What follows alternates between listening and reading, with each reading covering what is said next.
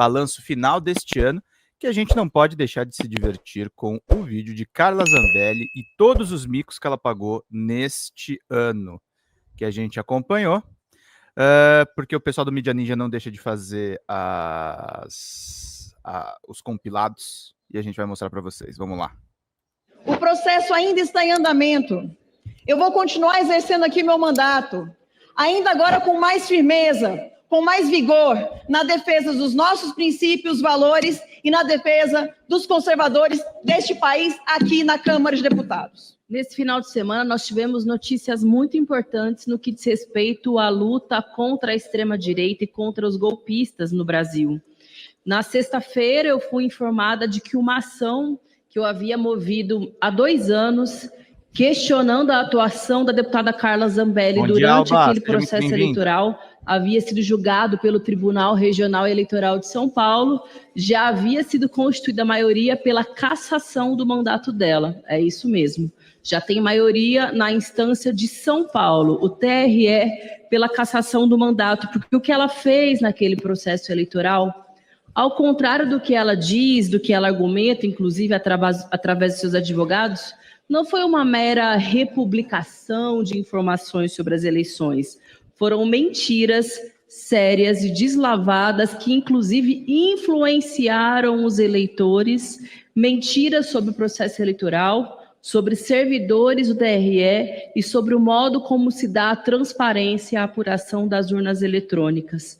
Importante que essa resposta institucional comece a ser dada contra essas pessoas que acham que mandam no país, que podem fazer o que quiser, que atrapalham as eleições, que inventam mentiras para tentar perpetuar o seu poder. E no sábado, uma notícia ainda mais importante, que foi pela primeira vez na história do nosso país, houve a prisão de um general 4 estrelas, o senhor Walter Braga Neto, que foi ministro e foi candidato a vice-presidente da República nas últimas eleições na chapa do Jair Bolsonaro. Preso pelo seu envolvimento com o golpismo, pela tentativa de sequestro e de assassinato de Lula, de Geraldo Alckmin e do ministro Alexandre de Moraes, e uma prisão preventiva por intervir no processo, pela sua liberdade, significar um risco, inclusive, para a investigação, à medida que tentou interferir numa das principais testemunhas, relatando, inclusive, o senhor Mauro Cid, e também junto ao seu pai. Muito importante essa prisão, que deve ser marcada, deve ser comemorada. Mais cedo eu estava ouvindo na TV Câmara alguns dos seus defensores irem à tribuna alegando uma suposta injustiça, uma suposta perseguição, pois acostumem-se com o novo normal do nosso país, porque nós vamos até o fim, até as últimas consequências, para que ele e todos os demais militares, sejam eles generais, sejam eles a patente que foram, sejam eles civis ou todos os golpistas que tiveram envolvimento direto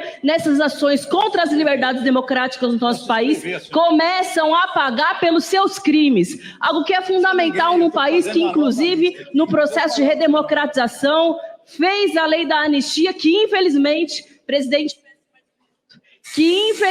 não aplicou a devida punição para aqueles militares que também foram responsáveis por torturas, desaparecimentos e assassinatos naquele processo tão terrível para o nosso país. Por isso que nós vamos seguir com a nossa luta, seguir denunciando, inclusive uma das denúncias que foram apresentadas pela PF e também pela identificação, receptação de Mauro Cid, é o papel do agronegócio no financiamento do golpismo, tanto na tentativa direta de assassinato do presidente da República, de Alexandre de Moraes e de Alckmin, mas também algo que durante a CPI do MST, quando eu estava lá, nós já denunciávamos, que foi o papel do agro na condução de caminhões, de ônibus até Brasília, no dia 8 de janeiro, naquela ação absurda de invasão dos palácios dos poderes. Portanto, comemorações precisam ser feitas, mas mais do que isso, o nosso compromisso de que seguiremos lutando contra essa extrema-direita nefasta e os golpistas.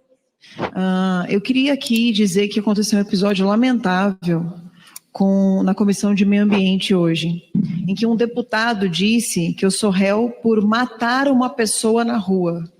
Ele disse, usar um revólver, primeiro não era revólver, era uma pistola 9mm, e depois ele disse Esta é uma das máquinas mais velozes. A propaganda, vamos tirar a propaganda da frente. Agora vamos lá, queridos. Que eu matei uma pessoa na rua, afirmou que eu matei. Eu só queria dizer para o senhor, Pão de Queijo, que o senhor vai ser acionado criminalmente pela fala que o senhor teve, porque em momento nenhum houve disparo de arma, não a minha, mas de outra pessoa, e por conta do tiro que houve da outra pessoa e uma pessoa caída no chão, eu saquei a arma para me proteger, inclusive por um estresse pós-traumático, porque eles tinham acabado cuspido na minha cara, me xingado, eram 4 homens em cima de mim. Então, assim, é incrível o machismo, a falta de vergonha na cara e de ficar contando mentira e fingir agora que não é com o senhor. E não falei, e tem um detalhe, não falei o nome do deputado, não tem direito de tentativa de homicídio mesmo, é isso que eu falei. Ele disse matou uma pessoa. Não falei, não. Falou e está provado. As gravações lá da Comissão de Meio Ambiente. Está gravado e o senhor vai enfrentar a justiça. Está gravado que o senhor disse que eu usei um revólver para matar uma pessoa. O senhor disse, usou um revólver para matar uma pessoa. O senhor é um machista, sexista, e o senhor vai pagar por isso. O senhor vai pagar por isso. E tanto é que se for o senhor, que eu não usei o seu nome, e o senhor já, a carapuça serviu. A carapuça serviu para isso. Exatamente o que eu disse, tá bom? O senhor mal educado, vai aprender a ser educado na justiça agora. Carla, os canalhas também envelhecem.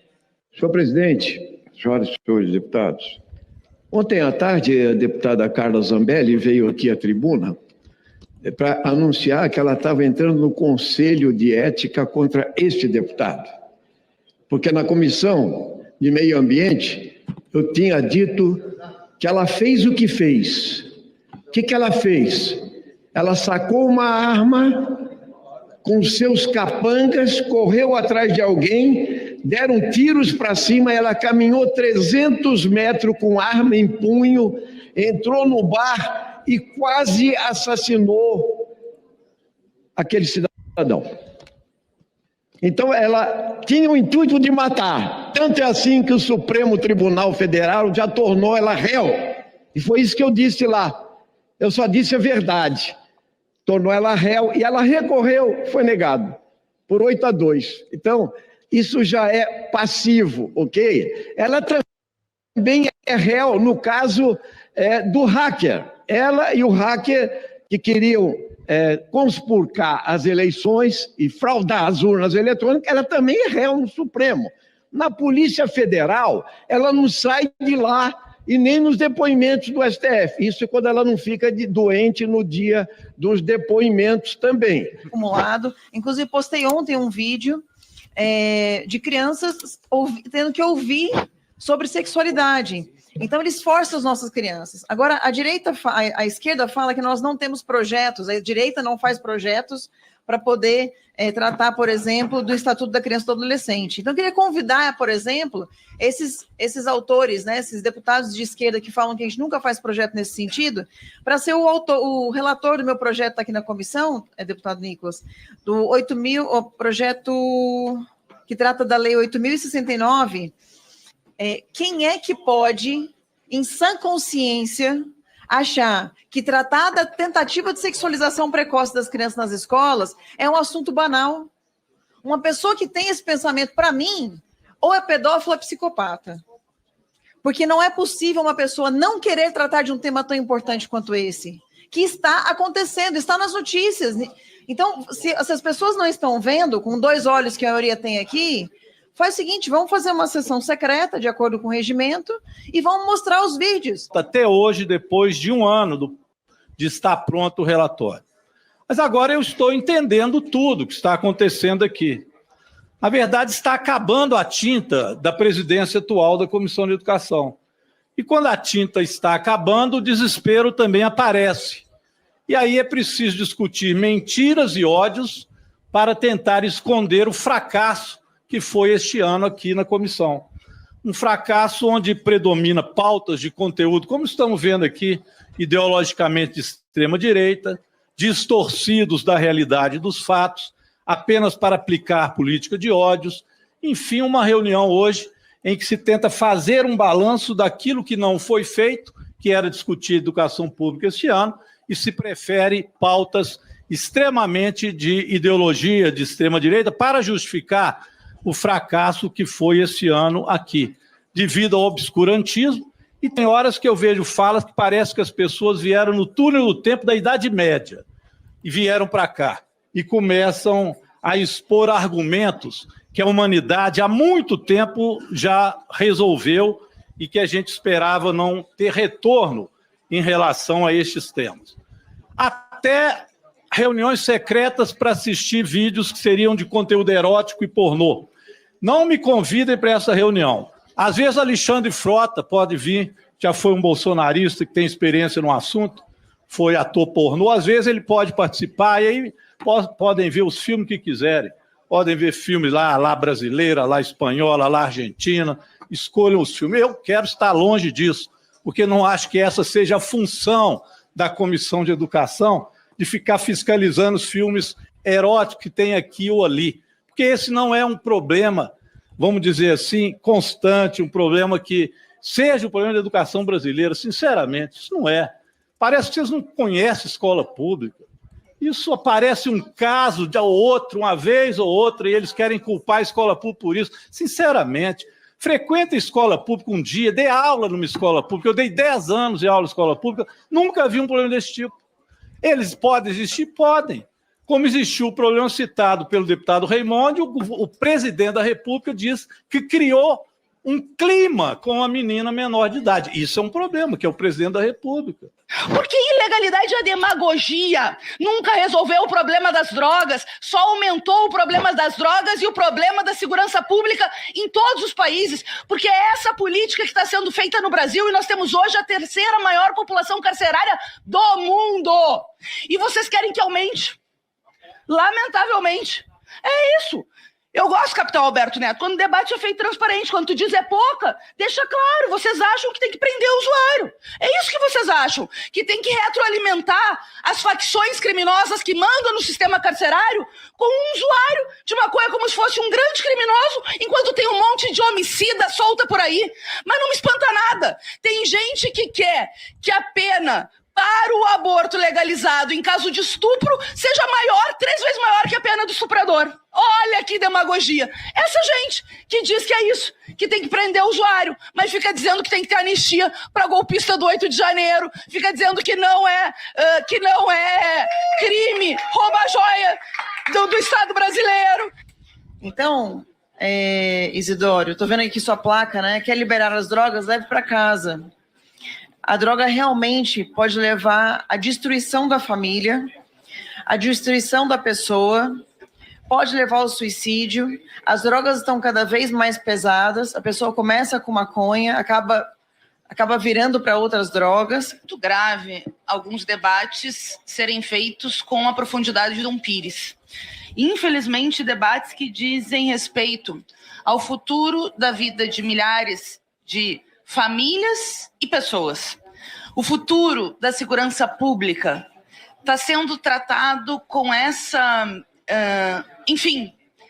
desqualificação, eu diria, é extremamente preocupante. Eu queria pegar 4 argumentos que eu ouvi nos blocos anteriores aqui em relação à política de drogas no Brasil.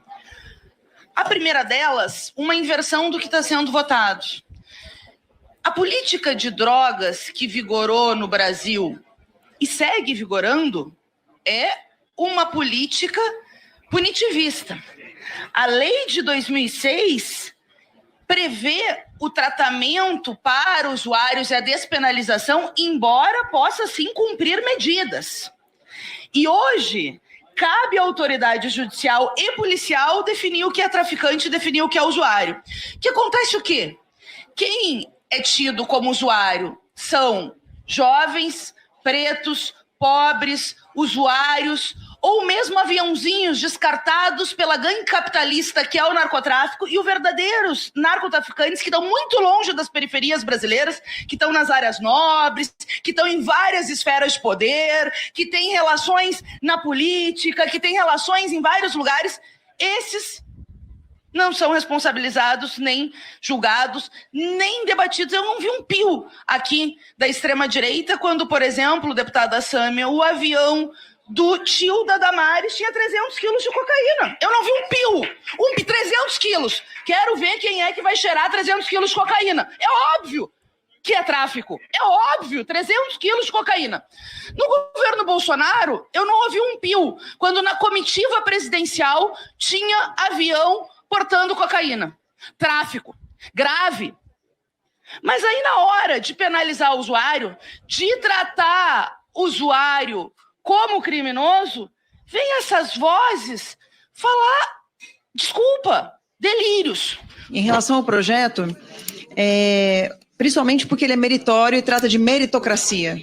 E quando a gente fala de estudo, de carreira, de benefício ou de qualquer outra coisa, sempre tem que estar a palavra meritocracia ligado a isso.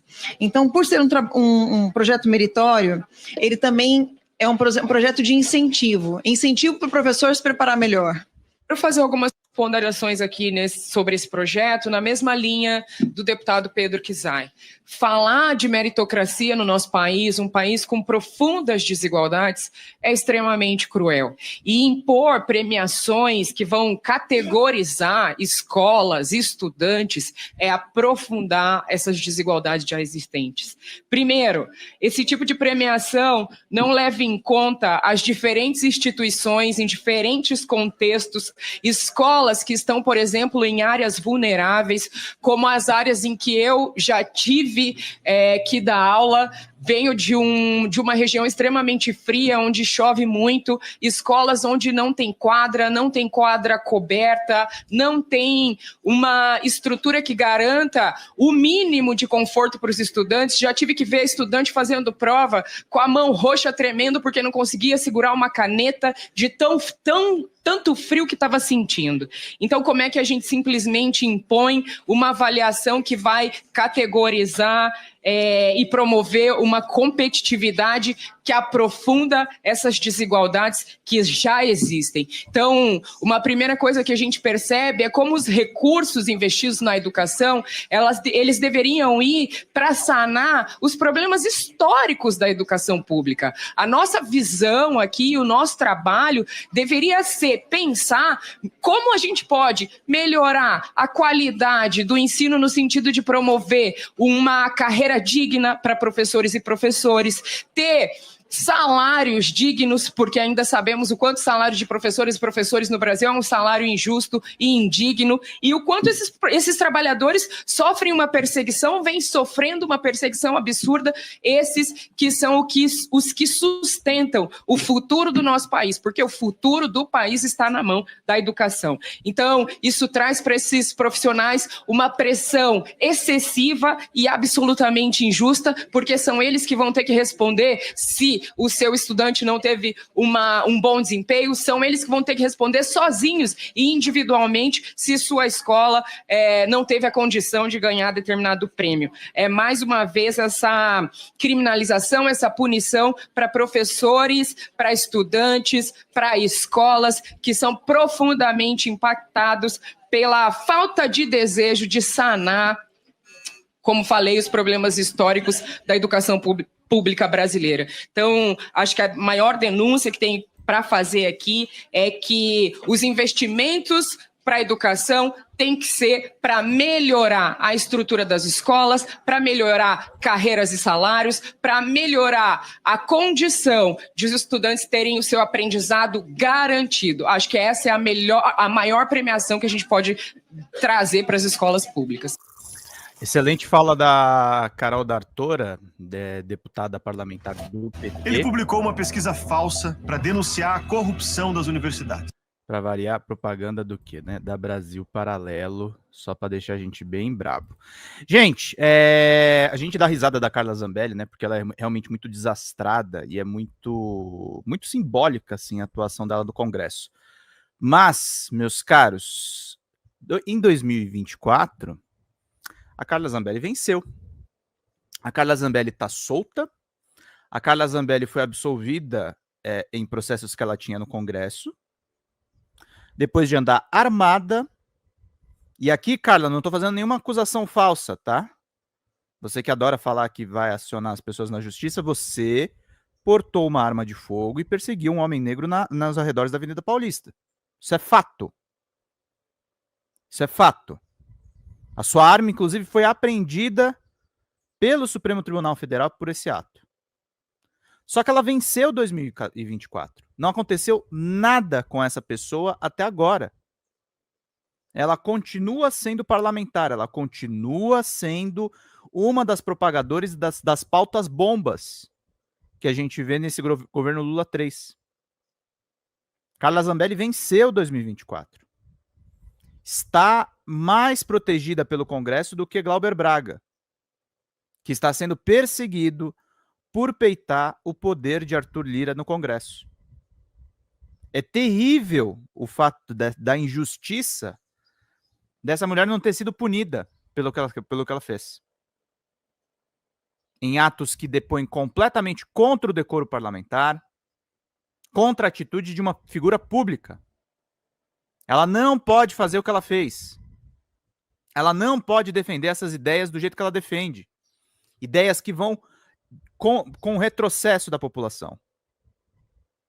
Bancada com o nosso dinheiro, com dinheiro meu, com dinheiro seu, com dinheiro de todo mundo que está assistindo essa live. E que estão assistindo as outras lives. E isso tudo é método, gente. Esse vai ser o tema da live de hoje. A gente tem o Carlos Bolsonaro na conta do Jair Bolsonaro, usando memes, inclusive jovens, para atacar o governo Lula. A artilharia em 2025 vai ser pesadíssima. Pesadíssima. E se a gente não melhorar na questão da comunicação, e eu não falo só do governo, falo de nós que estamos aqui. Se a gente ficar se perdendo em brigas inúteis, em brigas que não vão acrescentar absolutamente nada, a gente não vai ganhar essa disputa. A gente não vai ganhar essa disputa e o governo ou chega em 26 fragilizado, ou nem chega em 26. E eu tô falando muito sério a respeito disso. A gente precisa ter uma comunicação mais afiada. A gente precisa ter uma comunicação mais situada. A gente precisa entender melhor as táticas dos nossos inimigos. A gente precisa se enfurnar naquilo que eles fazem. A gente precisa decodificar o que eles estão fazendo. Quando eu botei o tema da live de hoje, eu falei, eu tenho certeza que vai aparecer algum santo aí no chat dizendo que eu tô fazendo propaganda do Bolsonaro. Bolsonaro vai ser preso. Bolsonaro vai ser preso. Agora, enquanto ele não é preso, a gente precisa estudar o que ele está fazendo. A gente precisa estudar o que está sendo colocado. A gente precisa estudar quem vai ser o sucessor disso aí. Quem vai ser o nome para 26 deles? Que táticas serão usadas? Quem será atacado no governo Lula? O alvo deles, por exemplo, é a ciência. É o IBGE. O Pokémon que eles falam no post deles é o Márcio Postman, economista, historicamente ligado ao Partido dos Trabalhadores, hoje liderando o IBGE numa retomada dos dados públicos que foram abandonados na gestão do Bolsonaro. E o ataque vai ser pesado contra a ciência. Pesado contra a ciência. Eventualmente, eles vão abraçar bandeiras da esquerda só para fazer oposição ao governo. Tudo será usado contra o governo. E eles têm a favor deles as redes sociais. Eles têm a favor deles o Elon Musk. Eles têm um bilionário tendenciosamente a favor deles. O X hoje é uma ferramenta da extrema-direita. Eu continuo lá, continuo vendo, e a coisa está piorando cada vez mais por lá. Entendo todos os colegas que saíram de lá, mas eu estou monitorando, inclusive. E eles têm uma rede social na mão deles para 26. Na mão deles, na mão do Trump. Elon Musk terá cargo no governo Trump. Vocês acham que isso não vai influenciar nas eleições daqui? Vocês acham que isso não vai influenciar na política corrente daqui? Vocês acham que o Elon Musk não fará encontros com esses bolsonaristas fora do país? Vocês acham mesmo, gente, que vai tá ganho 26? Que o Lula tá reeleito? Então, se você acha que não tá ganho, a gente precisa da ajuda de vocês nessa missão. Se você não quer que a Carla Zambelli ganhe mais um ano, porque ela ganhou 24. Carla Zambelli venceu em 2024. Ela está solta. Não aconteceu absolutamente nada com ela, apesar das vergonhas alheias. Se você quer um ano diferente, apoie a Folha Democrata. Nós estamos sob ataque, estamos desmonetizados, mas vocês têm ajudado a gente. A gente quer que cada vez mais outras pessoas nos ajudem. A gente tem uma meta agora de 200 Pix, R$200 em Pix. Faça uma contribuição para a nossa live, para a gente fazer bem aqui o nosso trabalho. Estamos no dia 30 de dezembro trabalhando com vocês. Amanhã, dia 31, estarei ao vivo de novo. E dia 1º não teremos o Notícias da Manhã, mas teremos o Folha Entrevista. Então, todos os dias nesse começo de ano, desse final e começo de ano, a gente está conversando com vocês.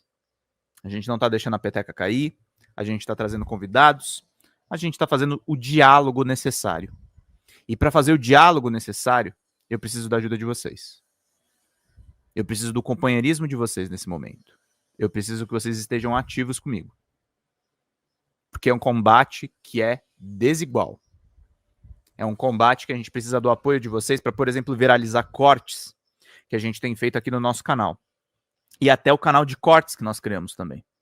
Que é um canal pequenininho, Cortes da Folha. Pesquisem no YouTube, depois eu vou jogar os links para vocês acompanharem. Mas a gente não vai parar, a gente não vai recuar, mesmo quando a gente tem vontade de recuar.